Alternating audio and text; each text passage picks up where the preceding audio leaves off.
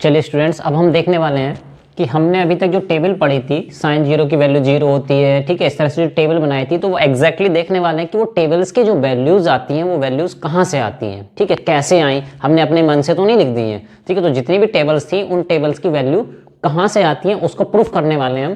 तो देखिए पहले देखते हैं, जैसे ये 45 डिग्री, ठीक है, तो ये 45 डिग्री, तो देखिए साइन 45 की वैल्यू हमने कितनी लिखी थी, साइन 45 की वैल्यू लिखी थी 1/√2। इसी तरह से क्या लिखी थी, कॉस 45 की वैल्यू कितनी लिखी थी 1/√2। इसी तरह tan 45 की वैल्यू कितनी लिखी थी हमने, tan 45 की वैल्यू लिखी थी 1।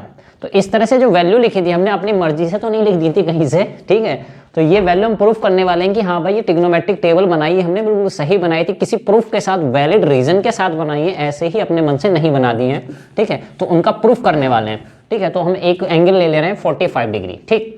तो 45 डिग्री के लिए क्या कर रहे हैं, तो ये हमने एक ट्राइंगल बना लिया, ठीक है, राइट एंगल ट्राइंगल बना लिया, ABC इसका नाम है। राइट एंगल कहाँ है, बी पॉइंट पे राइट एंगल है, और एक एंगल को हमने मान लिया 45 डिग्री, ठीक है। तो ये एंगल ए है, इस एंगल ए को हमने कितना माना है, 45 डिग्री मान लिया है, ठीक है। अब देखिए भाई ये तो 90 है, ये 45 है, तो दूसरा एंगल कितना हो जाएगा, खुद ही सोचिए, ठीक है। तो ये क्या है, एक एंगल 45 है, दूसरा 90 है, तो थर्ड एंगल कितना हो जाएगा, ऑटोमेटिक ये एंगल कितना होने वाला है, 45 डिग्री हो जाएगा, ठीक। अब देखिए जब दो एंगल सेम हो गए, ये भी 45 डिग्री, ये भी 45 डिग्री, ठीक है, दो एंगल सेम हो गए, इससे सीधा सीधा पता चलता है कि भाई जब एंगल सेम है तो उनके सामने वाली जो साइड होती है, यानी ये वाली साइड और ये वाली साइड क्या हो जाएंगे, दोनों सेम हो जाएंगे। तो इसलिए इसको हमने माना है ए, और इस साइड को भी कितना माना, ए।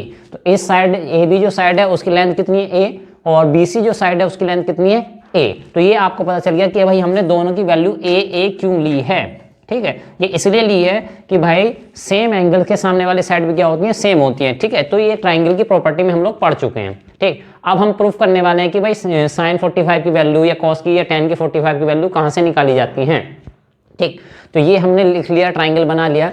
अब देखिए क्या होता है, आप जानते हैं कि जैसे कि अब इसका हाइपोटेनस देखिए, हमको क्या पता है, ये पता है, ये पता है, लेकिन क्या नहीं पता है, हाइपोटेनस नहीं पता है। तो पाइथागोरस थ्योरम लगा के यहाँ पर हाइपोटेनस निकालेंगे। तो पाइथागोरस थ्योरम क्या कहती है, हाइपोटेनस यानी AC का स्क्वायर इक्वल टू AB का स्क्वायर प्लस BC का स्क्वायर, ठीक है, ये कहती है। तो यहाँ पर हाइपोटेनस निकालने की कोशिश करते हैं। तो AC का square equal to AB value कितनी है, तो ये A है, तो A स्क्वायर प्लस उसके बाद देखो BC की वैल्यू कितनी है, तो ये भी A है, तो A स्क्वायर। तो AC की वैल्यू AC स्क्वायर कितना आ गया, 2A स्क्वायर, ठीक। तो AC कितना आ जाएगा, √2A स्क्वायर। तो AC कितना आ गया, देखिए √2 इंटू A, ठीक है। तो AC की वैल्यू आ गई A√2। तो यहाँ पे वैल्यू लिख दे रहे हैं पहले A√2। हालांकि ये जो मैंने पाइथागोरस थ्योरम लगा के यहाँ पे आपको दिखाया है, आपको एग्जाम में जब आप लिखेंगे 10th क्लास का एग्जाम रहेगा आपका CBSE बोर्ड का, तो ये वैल्यू पाइथागोरस थ्योरम लगा के आपको दिखाने की जरूरत वहाँ पे नहीं है, ठीक। इसके आगे का प्रोसीजर हम करने वाले हैं, ठीक। अब देखिए भाई, तो सबसे पहले हम देखते हैं साइन, ठीक है, 45 कोई सा भी एक एंगल ले लीजिए। सपोज करो मैं एंगल कौन सा ले रहा हूँ, ए एंगल, ठीक है। मैं कौन से एंगल के लिए सारी वैल्यू निकालने वाला हूँ, ए एंगल के लिए। तो साइन 45 कौन से एंगल के लिए ले रहा हूँ मैं, 45 ये ए एंगल के लिए, ठीक है। तो जब ए एंगल के लिए ले रहा हूँ तो ए एंगल के सामने वाली साइड क्या हो जाएगी, ये परपेंडिकुलर काम करेगी, और ये आपका बेस का काम करेगी, और ये किसका काम करेगी, हाइपोटेनियस का काम करेगी, ठीक। तो साइन 45 की वैल्यू मैं निकालूंगा। तो देखिए क्या होता है, साइन थीटा का फॉर्मूला क्या होता है, परपेंडिकुलर डिवाइड बाय हाइपोटेनियस। तो ए एंगल के लिए परपेंडिकुलर क्या हो जाएगा, BC, ठीक है, क्या हो जाएगा BC डिवाइड बाय, और हाइपोटेनियस क्या हो जाएगा AC, ठीक। तो साइन 45 इक्वल टू, ठीक है। अब देखिए क्या हो जाएगा, BC की वैल्यू कितनी है, देखिए जरा, BC की वैल्यू कितनी है A, ठीक। हाइपोटेनियस की वैल्यू कितनी है, ठीक, हाइपोटेनियस की वैल्यू कितनी है A√2, ठीक। तो साइन 45 ये जो वैल्यू आ गई A से कैंसिल आउट हो जाएगा, तो क्या बचेगा 1/√2, ठीक है। इस तरह से साइन 45 की वैल्यू आ गई 1/√2, यानी टेबल में हमने जो वैल्यू लिखी थी किसी ना किसी प्रूफ के साथ ही लिखी थी। सिमिलरली कॉस के लिए देख लेते हैं। तो कॉस के लिए देखते हैं, कॉस 45 इक्वल टू, ठीक है, 45 एंगल कौन सा, ए है। तो कॉस का फॉर्मूला क्या होता है, बेस डिवाइड बाय हाइपोटेनियस। तो बेस क्या है, देखिए ये हुआ आपका बेस, यानी कि AB divide by hypotenuse AC, ठीक है। तो कॉस 45 AB की वैल्यू देखिए कितनी है, AB की वैल्यू है A, और AC की वैल्यू कितनी है AC, ये कितनी है √2। तो सेम कॉन्सेप्ट यहाँ पे भी बन रहा है, तो cos 45 a से a को कैंसिल कर देंगे तो क्या आ जाएगा 1/√2। ठीक है, अब थर्ड वैल्यू एक और ट्राई कर लेते हैं। ठीक है, तो tan 45 की वैल्यू ट्राई करते हैं।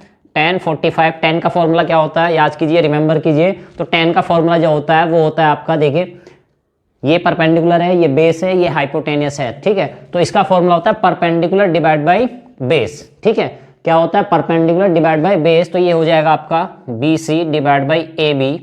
ठीक है, BC डिवाइड बाई AB। तो tan 45 की वैल्यू कितनी आ जाएगी, तो BC की वैल्यू देखिए कितनी है, BC की वैल्यू है A। ठीक है, और AB की वैल्यू कितनी है, ये भी है A। ठीक है, तो tan 45 की वैल्यू जो आएगी A से A कैंसिल आउट हो जाएगा, तो कितनी आएगी 1। तो यानी टेबल में हमने जितनी वैल्यू भरी थी, ठीक है, साइन की, कॉस की, tan की, बाकी वैल्यू आप अपने आप से कर सकते हैं, कॉसेक की, सेक की और आपकी कोट की। ठीक है, तो सेम कॉन्सेप्ट लगा के आप वैल्यू फाइंड करेंगे। तो इस तरह से हमने टेबल में वैल्यूज पुट की थी, भरी थी वहाँ पे। ठीक है, ठीक है स्टूडेंट, अब देखिए हम देखने वाले हैं 30 डिग्री और 60 डिग्री। ठीक है, तो 30 डिग्री और 60 डिग्री के लिए हमने जो प्रूफ किए थे, जो वैल्यूज भरी थी, sin 30, cos 30, tan 30, इसी तरह 60 डिग्री, तो दोनों के लिए हम वैल्यू देखने वाले हैं कि भाई टेबल भरी थी वो सही भी थी कि नहीं थी। ठीक है, तो हमारे जो सिलेबस में इस साल का जो सिलेबस है, कोरोना के बाद जो अपडेट हुआ है सिलेबस, उसमें आपका 45 डिग्री, 30 और 60 डिग्री है। 0 डिग्री और 90 वाले प्रूफ हटा दिए गए हैं। ठीक है, तो हम केवल 45, 30 और 60 वाले करने वाले हैं यहाँ पे। तो हमने क्या किया, एक इक्विलेटरल ट्राइंगल लिया है। इक्विलेटरल ट्राइंगल का मतलब क्या होता है, ऐसा ट्राइंगल जिसकी तीनों साइड क्या हो, सेम हो। ठीक है, इक्विलेटरल ट्राइंगल जिसकी तीनों साइड क्या हो, सेम हो। तो हमने ये माना एक ट्राइंगल ABC माना है, उसकी ये साइड 2A, ये साइड 2A और ये साइड भी कितनी मान ली है 2A। ठीक है, तो तीनों साइड सेम है। हम जानते हैं कि तीनों साइड सेम है तो तीनों एंगल भी क्या होंगे, सेम होंगे। अब जब तीनों एंगल सेम है, ठीक है, तो इक्विलेटरल ट्राइंगल की प्रॉपर्टी होती है, अगर तीनों साइड इक्वल है तो तीनों एंगल भी क्या होंगे, इक्वल। तो देखिए हम जानते हैं कि ट्राइंगल के तीनों एंगल्स का समेशन कितना होता है 180। तो एक एंगल कितना बैठेगा भाई 60 डिग्री, 60 डिग्री, और ये भी टोटल कितना बैठेगा, टोटल एंगल कितना बैठेगा 60 डिग्री। ठीक है, तो ये साइड हमने मान ली 2A, 2A, 2A। ठीक है, अब हमने क्या किया, बीच से इसका पार्टीशन कर दे रहे हैं, यहाँ से बीच से इस साइड पे परपेंडिकुलर डाल दे रहे हैं, बीचों बीच से पार्टीशन उसका कर दिया। तो ये एंगल कितना हो गया, आप जान रहे हैं 90 डिग्री, ये एंगल कितना हो गया 90 डिग्री। ठीक है, तो अब हमारे पास दो ट्राइंगल फॉर्म हो गए, इसको नाम दे देने कुछ भी। ठीक है, इसको D नाम दे देने। अब जब बीच से काटा है उसको हाफ हाफ कर दिया हमने, तो ये साइड कितनी हो गई A और ये साइड कितनी हो गई A। ठीक है, तो यानी एक इक्विलेटरल ट्राइंगल जिसकी तीनों साइड इक्वल है, तीनों एंगल भी इक्वल है, उसको क्या कर दिया हमने, बीच से पार्टीशन कर दिया है। यहाँ पे परपेंडिकुलर आया है, A से D पे परपेंडिकुलर डाला गया है, ये 90 90, यानी यहाँ पे राइट एंगल ट्राइंगल बन गए हैं। तो पहला राइट एंगल ट्राइंगल है ABD, दूसरा राइट एंगल ट्राइंगल है ADC, दो राइट एंगल ट्राइंगल बन गए हैं। अब देखिए ये एंगल तो 60 60 रहेगा, लेकिन ये एंगल जो था ये 30 का हो गया। जब 20 से काटा है तो पूरा एंगल कितना था 60 का था, और हाफ एंगल कितना हो गया 30 का। तो ये एंगल हो गया 30 का, और इधर वाला एंगल भी कितना हो जाएगा, ये एंगल भी कितना हो जाएगा, ये भी 30 डिग्री हो जाएगा। ठीक, तो अब इसमें से ऐसा जो ट्राइंगल है उसमें से कोई सा भी एक, यानी ये दोनों ट्राइंगल कैसे हो गए, यानी कि हम कह सकते हैं ट्राइंगल ABD और ट्राइंगल ABD और ट्राइंगल ADC कैसे हैं, सिमिलर ट्राइंगल हैं। कैसे हैं ये, आपस में सिमिलर ट्राइंगल हैं। ठीक है, कैसे हैं, सिमिलर ट्राइंगल। तो सिमिलर ट्राइंगल का मतलब समझ रहे हैं आप। ठीक है, सिमिलर मतलब देखने में एक जैसे हैं, साइड सेम है। ठीक है, सिमिलर का मतलब क्या होता है, साइज में बड़े भी हो सकते हैं, छोटे भी हो सकते हैं और सेम भी हो सकते हैं। ठीक है, तो ये क्या है, सिमिलर ट्राइंगल है आपस में।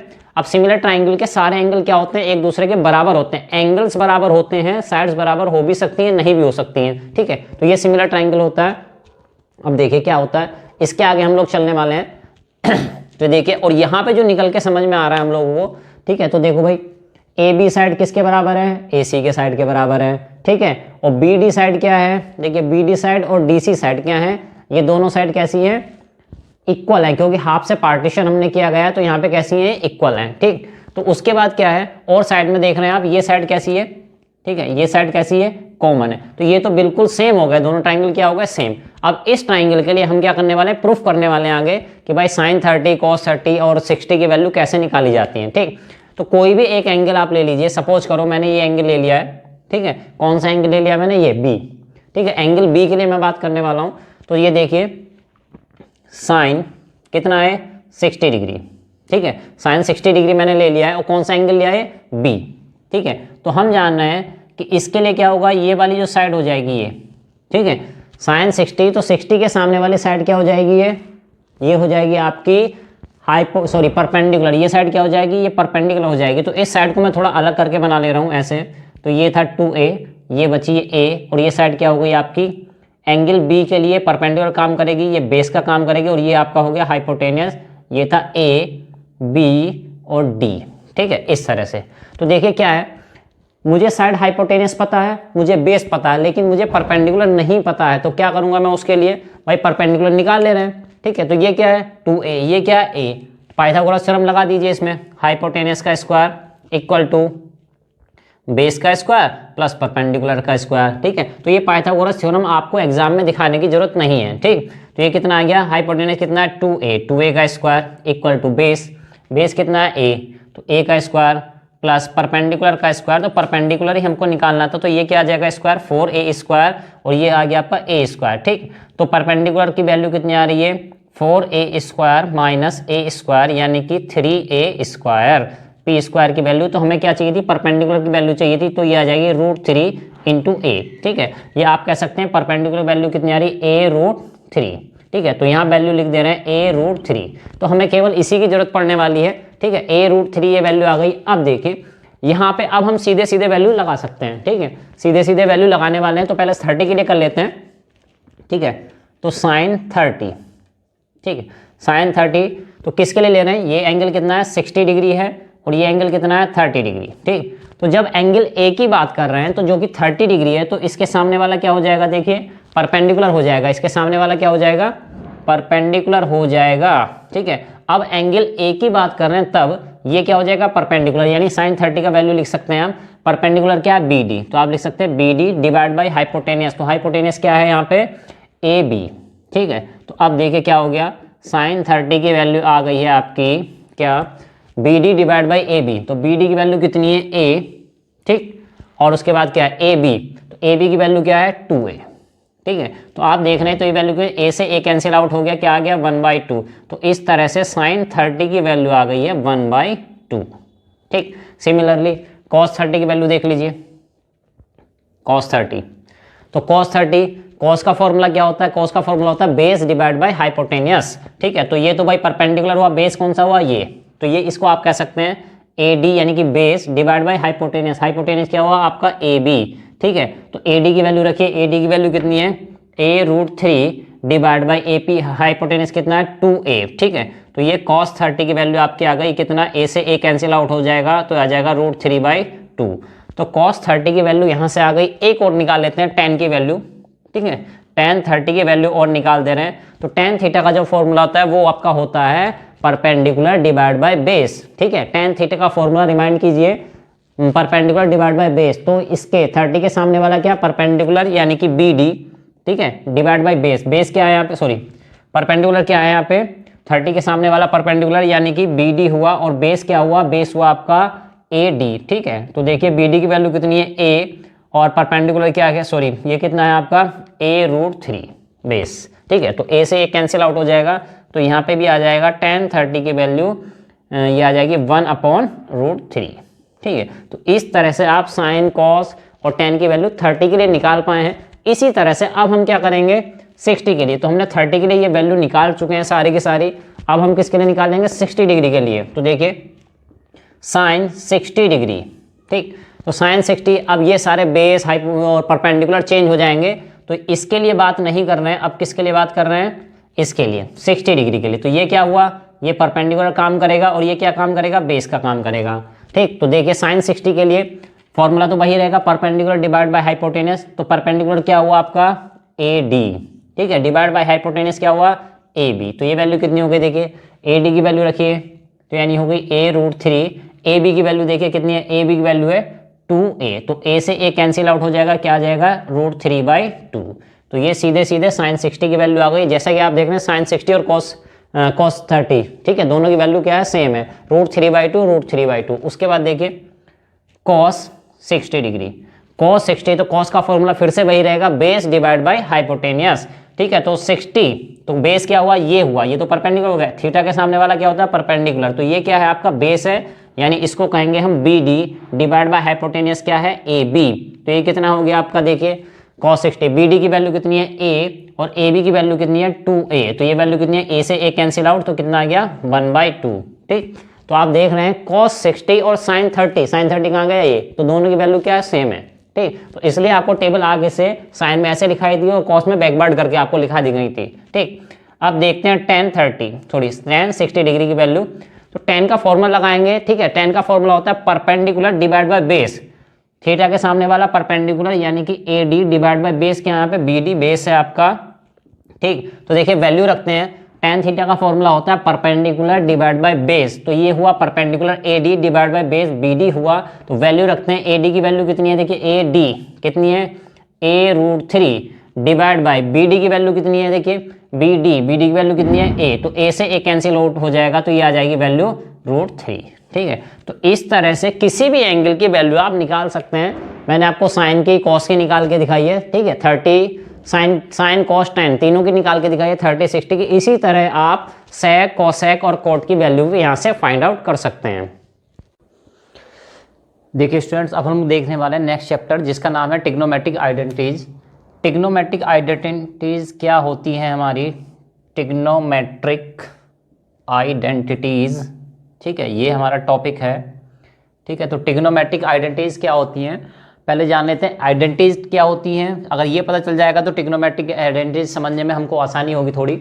तो देखिए आइडेंटिटीज क्या होती है, आइडेंटिटी का मतलब आप समझ रहे हो, जैसे आइडेंटिटी होती है मतलब आई कार्ड होता है आपका, तो जिसी तरह मतलब पहचान एक तरह से। तो आइडेंटिटी क्या होती है, किसी भी चीज़ की आइडेंटिटी मतलब कि वो हमेशा यूनिवर्सल रहती है, वो हमेशा चेंज नहीं होती है, कभी चेंज नहीं होने वाली। जैसे आपका आधार कार्ड होता है, ठीक है, तो आपका आधार कार्ड है तो वो कभी भी चेंज नहीं होने वाला, वो आपकी क्या है आइडेंटिटी है, एक उसका आधार नंबर यूनिक नंबर आपको मिल जाता है। इसी तरह से कुछ आइडेंटिटी होती हैं, वो हर एक कंडीशन में, ईच एंड एवरी कंडीशन में वो क्या रहती है सेम रहती हैं, वो कभी भी चेंज नहीं होने लगती हैं। जैसे कि आपसे कहा जाए कि सूरज जो है पूरब से निकलता है, ठीक है, तो हमेशा क्या है वो आइडेंटिटी है, यानी कि वो चाहे राम हो, श्याम हो, मोहन हो, कोई भी हो, पप्पू चप्पू कोई भी हो, किसी के लिए भी क्या होने वाला है आइडेंटिटी चेंज नहीं होने वाली है।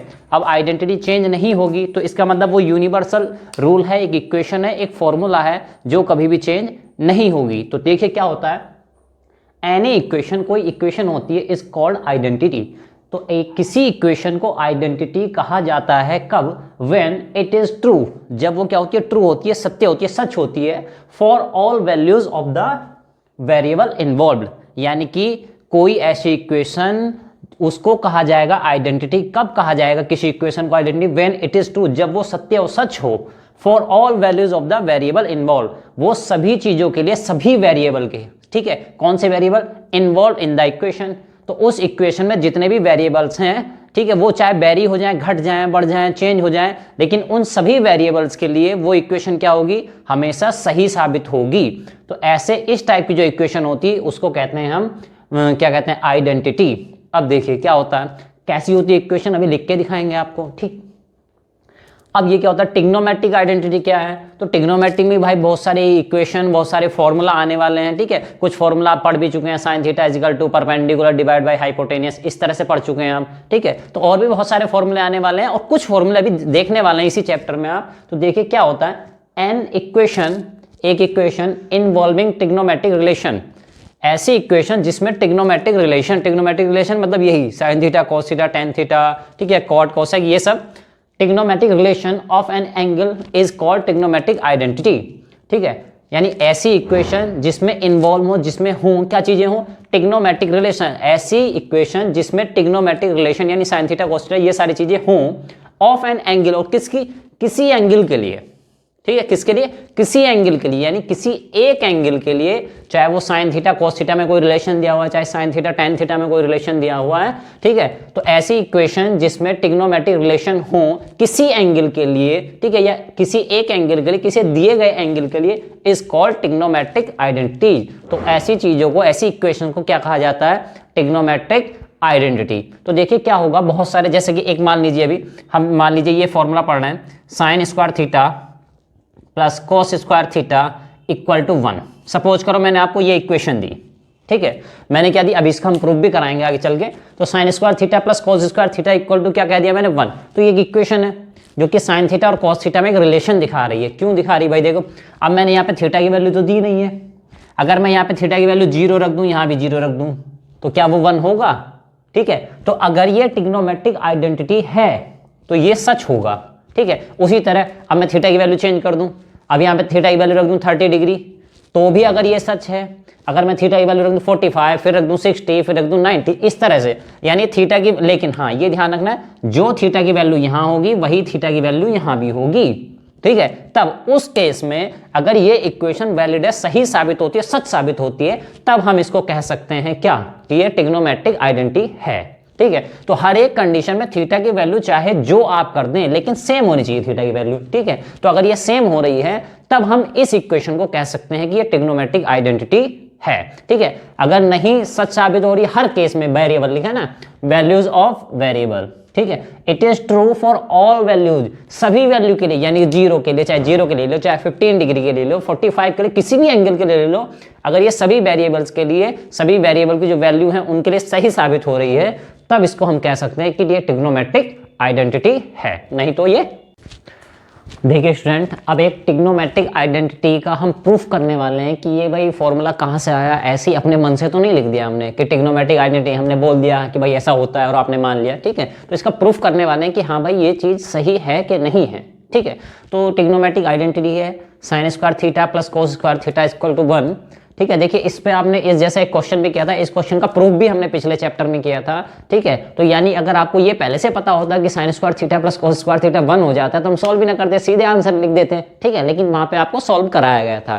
तो अब देखिए इसका प्रूफ हम करने वाले हैं कि भाई sine square theta plus cos square theta equal to 1 होता है कि नहीं होता।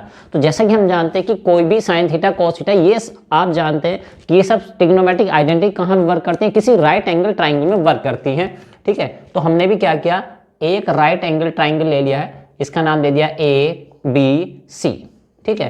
एक ट्रिग्नो में आपने क्या किया, राइट एंगल ट्राइंगल ले लिया जो कि यहाँ पे 90 डिग्री बनाना है, ABC, ठीक है। तो कोई भी एक एंगल आप ले लीजिए, ठीक है, कोई भी एक एंगल ले लीजिए, चाहे इसको थीटा ले लीजिए, चाहे इसको A ले लीजिए, ठीक है। तो मैं इसको A के लिए सॉल्व कर देता हूँ, जैसे, ठीक है, थीटा, मैं इसको क्या कर देता हूँ, A के लिए सॉल्व करने वाला हूँ, sign square A plus cos square A, ठीक है। तो देखिए क्या है, तो A मेरा ये एंगल हो गया, मान लिया मैंने, एंगल क्या हो गया, A ये हो गया। तो हमें पता है एंगल के सामने वाला जो भी एंगल हम लेते हैं, और कौन सा एंगल लेते हैं, एक्यूट एंगल लेते हैं। तो चाहे आप A ले लीजिए, चाहे आप C ले लीजिए, कोई सा भी एक ले लीजिए। तो देखिए एंगल के सामने वाला क्या होता है, परपेंडिकुलर होता है, ये हम अच्छे से जानते हैं। दूसरी जो साइड होती है वो परपेंडिकुलर होता है, ये क्या होता है आपका, बेस होता है, ठीक है। ये क्या होता है आपका बेस, और ये क्या होता है, हाइपोटेनस। हाइपोटेनस तो भाई चेंज नहीं होता है कभी, 90 के सामने वाली क्या होती है, हाइपोटेनस होती है हमेशा, ठीक। तो देखिए भाई क्या है, तो एंगल A के सामने वाली जो साइड है यानी BC साइड है वो क्या है, परपेंडिकुलर है, और ये साइड क्या है आपकी AB साइड बेस है, और तीसरी साइड क्या है, हाइपोटेनियस है, ठीक। अब देखिए हमको ये प्रूफ करना है कि भाई sine square theta plus cos square theta 1 होता भी है कि नहीं होता है। तो भाई अब हमें क्या पता है, हमें केवल इतना पता है कि भाई ये राइट एंगल ट्राइंगल है, तो हम इसमें पाइथागोरस थ्योरम लगा सकते हैं। तो कोशिश करते हैं, देखिए वहीं से स्टार्ट करने की कोशिश करते हैं, गलत होगा तो फिर से करेंगे, ठीक है। तो प्रयास करते रहना चाहिए इंसान को। तो देखिए क्या है, तो यहाँ पे हम कह सकते हैं AC स्क्वायर यानी कि किसका, AC हाइपोटेनस का स्क्वायर इक्वल टू ये हो जाएगा आपका AB का स्क्वायर प्लस BC का स्क्वायर, यानी हाइपोटेनस का स्क्वायर AC का स्क्वायर इक्वल टू AB यानी कि बेस का स्क्वायर प्लस BC यानी कि परपेंडिकुलर का स्क्वायर। तो ये आप कह सकते हैं, ठीक।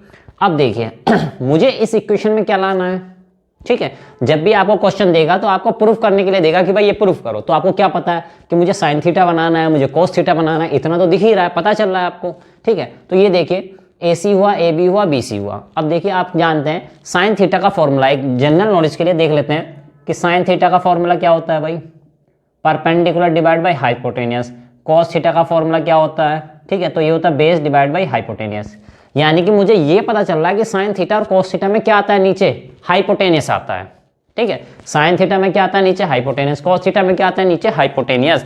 तो यहाँ से आपको आइडिया लगेगा, अगर मुझे इन साइड को, और साइन थीटा कॉस थीटा क्या होते हैं, जो साइड्स होती हैं उनका रेशियो ही तो होते हैं, ठीक। तो परपेंडिकुलर जो ये पाइथागोरस थ्योरम जो होती है, अगर इसमें हम नीचे क्या बना दें, हाइपोटेनियस बना दें, तो साइन थीटा या कॉस थीटा हमारा बन सकता है, ठीक है। तो हम क्या करेंगे, इस इक्वेशन नंबर 1 में, ये जो इक्वेशन नंबर 1 में, इसमें क्या करेंगे, यहाँ पे लिखेंगे हम डिवाइडिंग, ठीक है। यहाँ पे क्या लिखेंगे, डिवाइडिंग बाय AC स्क्वायर, यानी मैंने AC स्क्वायर से डिवाइड कर दिया। तो ये आपको पता चल रहा होगा अब कि AC यानी कि AC जो है हाइपोटेनियस, मैंने हाइपोटेनियस से ही क्यों डिवाइड किया है। तो ये दिमाग में क्लिक करना बहुत जरूरी है एग्जाम के टाइम पे कि भाई AC से ही क्यों डिवाइड किया, BC से डिवाइड क्यों नहीं कर दिया या AB से डिवाइड क्यों नहीं कर दिया, क्योंकि मुझे ये प्रूफ करना था और मुझे ये पता होना चाहिए कि साइन थीटा में परपेंडिकुलर डिवाइड बाय हाइपोटेनस, नीचे हाइपोटेनस होता है, कॉस थीटा में भी बेस डिवाइड बाय हाइपोटेनस, नीचे हाइपोटेनस होता है।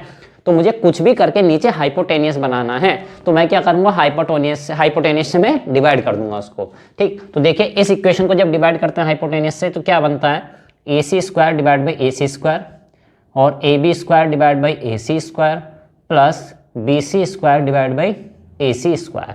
ठीक है, इस तरह से इक्वेशन बन जाएगी। तो देखिए ये क्या आ जाएगा, ये तो आ जाएगा आपका 1। ठीक, AB डिवाइड बाई AC का होल स्क्वायर, ये क्या आ गया, AB डिवाइड बाई AC का होल स्क्वायर प्लस ये आ गया BC डिवाइड बाई AC का होल स्क्वायर।